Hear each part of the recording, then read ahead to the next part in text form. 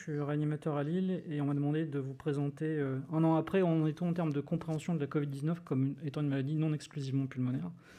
Donc je remercie les organisateurs pour cette invitation. J'ai quelques liens d'intérêt que voici en rapport avec des labos qui commercialisent des anti-infectieux. On parle de forme extrapulmonaire, mais pourtant, vous le savez, l'alerte épidémiologique initiale a été donnée sur l'identification de pneumonie atypique avec un syndrome pseudo-grippal. Et pourtant, assez vite, on s'est rendu compte qu'il y avait un certain nombre de signes, donc un cortège sémiologique qui accompagne cette atteinte pulmonaire. Alors, sur la gauche de la diapositive, vous avez la porte d'entrée, entre guillemets, du virus, qui va expliquer pourquoi les patients ont une anosmie et une agueusie, c'est ce fameux signe ORL d'accompagnement en rapport avec la porte d'entrée virale. Il peut y avoir aussi des atteintes ophtalmologiques. Alors là, il y a quelques discussions quant à savoir si l'œil est vraiment une porte d'entrée pour le virus. Parce qu'on a du mal à trouver du virus en culture sur des prélèvements ophtalmologiques. Cependant, on a des signes de kératoconjonctivite, de douleur oculaire, enfin bref, des signes ophtalmologiques qui peuvent accompagner cette maladie. L'atteinte pulmonaire, sur laquelle je ne vais pas revenir, en rapport avec le tropisme respiratoire du virus, et puis une diffusion. Alors je dis diffusion, puis on va voir ça un peu plus dans le détail sur la physiopathologie, qui va expliquer des atteintes multiples, neurologiques, centrales et périphériques, des atteintes neuroendocriniennes, des atteintes rénales, des atteintes cardiaques, des atteintes hépatobiliaires et des atteintes du tube digestif dans son ensemble. Alors si on regarde les trois atteintes extrapulmonaires qui vont plus particulièrement nous concerner en réanimation, assez rapidement ont été décrites les atteintes rénales qui grèvent le pronostic de façon importante. Vous voyez, les patients à l'admission sont protéinuriques dans plus de 40% des cas. Un tiers des patients de réanimation ont une insuffisance rénale aiguë, 20% vont être épurés, avec une mortalité multipliée par 2. Ce sont des chiffres qui remontent essentiellement à la première vague. On en voit probablement un peu moins maintenant, du fait de l'amélioration d'un certain nombre de thérapeutiques, en particulier l'immunomodulation au sens large, et puis l'arrêt de certains médicaments, notamment antiviraux, qui étaient clairement néphrotoxiques.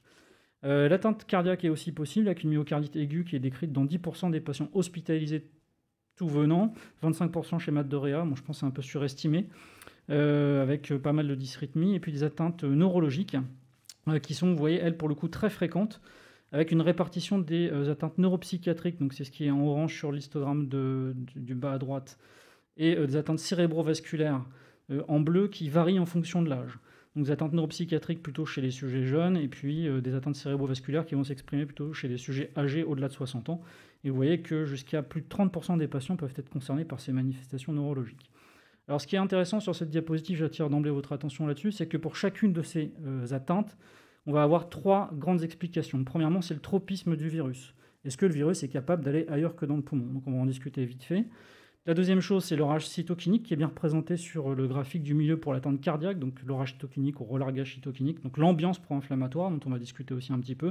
Et la troisième chose, c'est l'atteinte vasculaire ou l'endotéliopathie qui peut expliquer un certain nombre de manifestations extrapulmonaires sur lesquelles on va rediscuter aussi. Avant cela, une petite aparté sur les atteintes neurologiques avec la série strasbourgeoise publiée par Julie Helms et des images d'IRM qui sont assez intéressantes puisqu'il y en a quand même pas mal qui sont publiées maintenant. Ça intéresse pas mal les neuroradiologues sur le fait qu'on a des atteintes lacunaires à la jonction substance grise, substance blanche qui sont assez similaires à ce qu'on peut voir dans d'autres situations d'hypoxie. Le modèle de cela étant notamment l'exposition à la haute altitude, et donc il y a un certain nombre de gens qui pensent qu'une partie de ces atteintes neurologiques est aussi expliquée par l'hypoxie en tant que telle, à rajouter aux trois autres mécanismes que je viens de vous citer, l'atteinte virale, l'inflammation et l'endotéliopathie. Alors pour ce qui est de l'atteinte virale, quand on regarde la positivité des PCR, donc le simple fait de mettre de l'ARN en évidence dans des tissus, en particulier en post-mortem, on a des PCR positives sur de nombreux sites possibles, extrapulmonaires. Ça ne veut pas dire qu'il y a forcément du virus, parce que par contre, toutes les tentatives de mise en évidence directe de virus ou de culture se sont soldées plutôt par des échecs pour le moment. Et donc, il y a pas mal de discussions quant à savoir quels sont vraiment les organes qui sont le siège d'une réplication virale en extrapulmonaire. Ce n'est pas si simple que ça.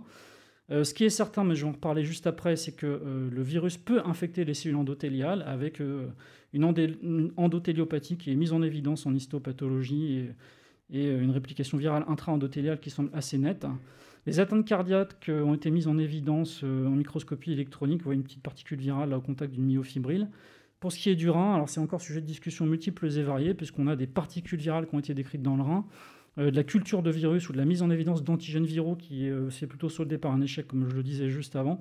Et pas mal d'auteurs disent que les virus qui ont été mis en évidence sont en fait des corpuscules intracellulaires, des organites intracellulaires. Donc c'est assez compliqué de savoir exactement ce qu'il en est de cette réplication virale extrapulmonaire, et c'est encore un peu en cours de dissection physiopathologique, si je puis dire.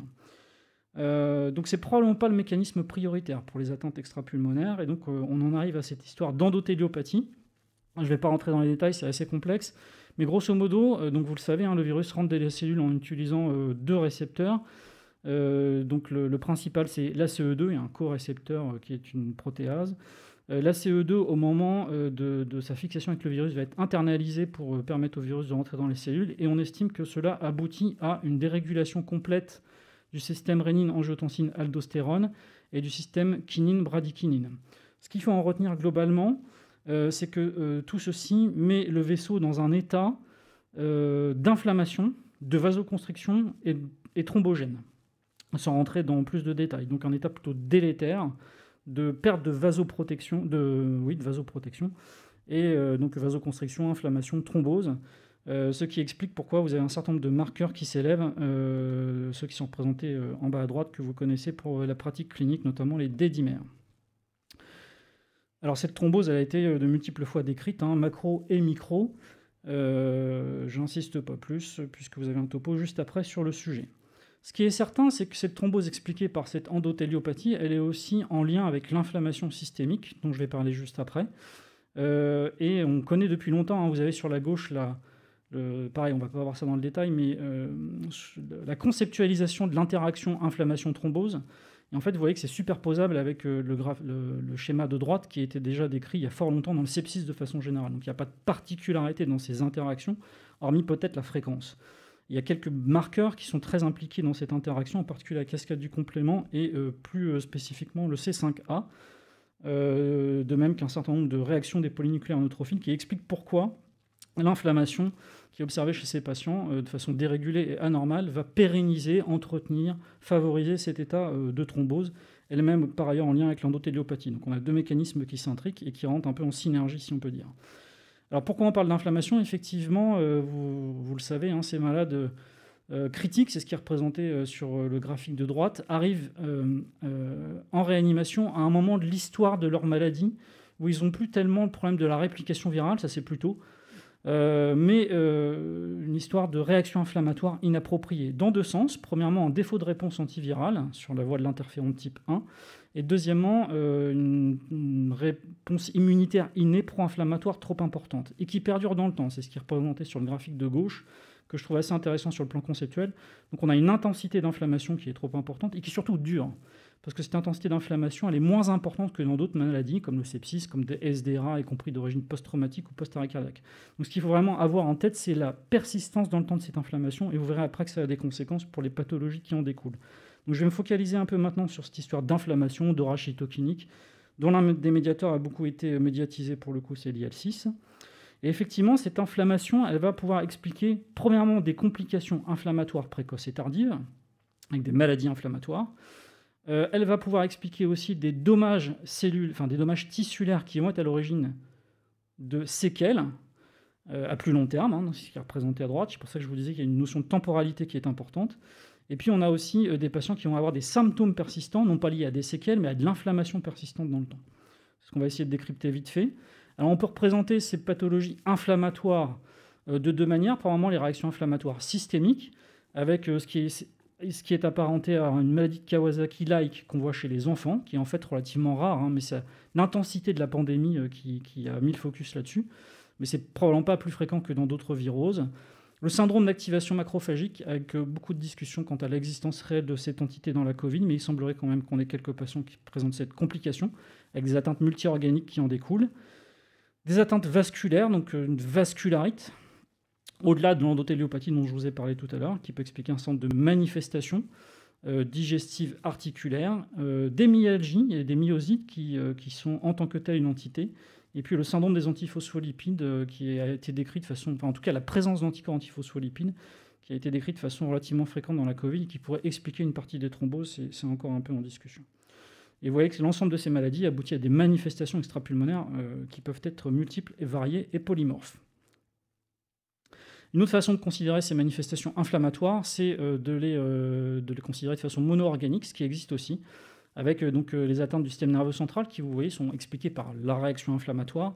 Des endocrinopathies, on a des espèces d'épidémies de thyroïdite notamment qui sont décrites, ou de pancréatite. Ces manifestations inflammatoires inappropriées peuvent aussi expliquer les atteintes cutanées, les atteintes pulmonaires non pas liées directement à la réplication virale, mais vraiment à les réactions inflammatoires. C'est toute la physiopathologie du SDRA dont on vous a parlé juste avant. Et puis un certain nombre de manifestations cutanées, cardiaques, pleuropéricardiques, etc. etc. Une petite notion aussi sur le fait que ces réactions inflammatoires, avec aussi parfois des auto-anticorps, mais c'est pas si fréquent que ça, peuvent expliquer des polyranuculonévrites, en particulier les syndromes de Guillain-Barré et quelques myélites, mais qui sont en réalité assez fréquents. Donc, globalement, je vous ai donné tout à l'heure des ordres de fréquence pour les atteintes organiques extrapulmonaires en aigu, rénales et cardiaques. Ici, c'est assez difficile de savoir quelle est la fréquence exacte de ces maladies, qui est probablement globalement relativement rare. Ce qu'il faut en retenir, c'est qu'on a à peu près 3000 cas qui sont publiés avec 70 présentations différentes. Donc bref, un caractère polymorphique, avec une temporalité qui est à prendre en considération. Vous voyez ici les manifestations précoces et tardives. En précoce, donc dans les 15 premiers jours de la maladie, on va avoir les myosites, les vascularites, les myélites, les myocardites, les péricardites, les glomérulonéphrites, les pancréatites, les Kawasaki, arthrite, manifestations cutanées à type d'engelure, syndrome de Guillain-Barré, thrombocytopénie auto-immune, anémie hémolytique thyroïdite, c'est un peu plus tard, au-delà de 15 jours, en rapport vraiment avec une réaction inflammatoire prolongée, ou en tout cas différée dans le temps, avec même des gens qui ont été asymptomatiques au départ, qui vont développer ces complications inflammatoires à distance de leur infection asymptomatique. Alors voici ces manifestations cutanées dont on a beaucoup parlé, qui sont en fait pas si fréquentes que ça, mais qui sont possibles. Avec les rash urticariens, on pense qu'il y a un trigger médicamenteux là-dessus. Les autres sont vraiment des mécanismes de vascularité et d'auto-immunité. En particulier, ces érythèmes polymorphes, l'ivédo, la vascularite purpurique, et puis ces fameuses engelures dont on a un peu parlé. Alors en conclusion, la Covid-19, c'est une maladie de présentation essentiellement respiratoire, mais de physiopathologie complexe, virale, dysimmunitaire, endothéliale, j'ai oublié de le marquer, mais je vous l'avais présenté au départ, de présentation polymorphe, avec des atteintes extrapulmonaires aiguës qui peuvent gréver le pronostic de façon importante pour nos malades de réa, mais aussi des complications inflammatoires qui peuvent survenir à distance, et des complications de l'inflammation, à la fois en aigu et en chronique, qui peuvent expliquer des séquelles prolongées. Tout ça n'a finalement rien de nouveau, digne d'original pour une virose, hormis peut-être la fréquence, mais qui est artificiellement majorée par le fait qu'on a une pandémie mondiale. Alors, les aspects sociaux sont non négligeables, je voulais finir là-dessus quand même, en vous disant que finalement c'est peut-être aussi une maladie sociétale, puisque cette émergence virale, c'est le 3e coronavirus depuis 2000. Je rappelle que la plus grande pandémie mondiale du XXe siècle, c'est le VIH, qui était déjà une anthropozoonose. On sait que ces émergences virales sont liées à des effondrements de niches écologiques, donc la disparition d'espèces animales, ce qui s'accélère de façon très importante depuis la révolution industrielle, avec la disparition de tout un tas de mammifères, de poissons, etc., qui font que les virus, ils vont aller chercher une autre niche écologique. Alors c'est pas volontaire, mais c'est du darwinisme. Et on a un réservoir majeur de niches écologiques à s'effondrer à venir et d'émergence virale potentielle, qui est le bassin amazonien en déforestation massive. Donc voilà, il faut se préparer à cela. Ce qu'a mis en exergue aussi cette pandémie, c'est un certain nombre de particularités sociétales de notre époque, avec la montée du complotisme, qui est une vraie discussion à avoir, notre relation aux médias, l'hypermédiatisation dont on a parlé tout à l'heure, qui exerce un véritable hold-up cognitif, détournant notre attention. Et puis, finalement, je vous renvoie à quelques travaux assez anciens de gens qui sont intéressés aux maladies comme étant le reflet d'une pathologie sociétale, chaque civilisation ayant une pathologie qui lui est emblématique. Donc avant l'ère des pandémies, la nouvelle ère des pandémies à venir, que l'on craint, on disait qu'on était plutôt dans nos sociétés occidentales modernes, dans des pathologies de la richesse et de l'abondance, mais nous sommes probablement en train de rentrer dans une nouvelle ère pathologique. Voilà, je vous remercie de votre attention.